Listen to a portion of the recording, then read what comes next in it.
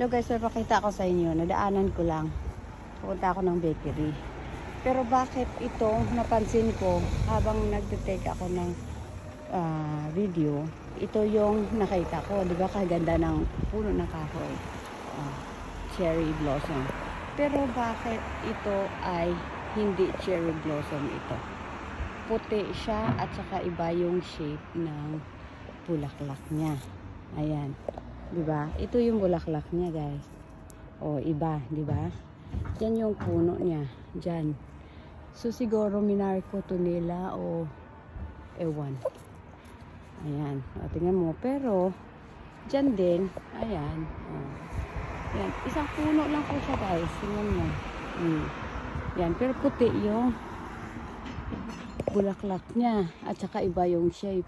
Ito naman yung sa cherry blossom na to, tingnan nyo.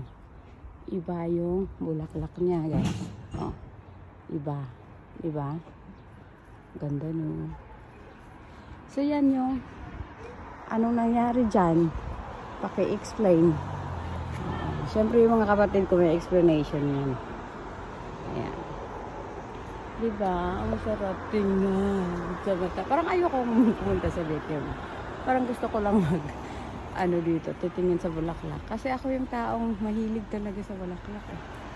Wala na tayong magagawa dyan. Ganyan na talaga. Hindi mo na mababaling. Oh, makita mo talaga yung yung iba, kakaibahan dyan sa yung puti doon. Ayan o. Diba guys?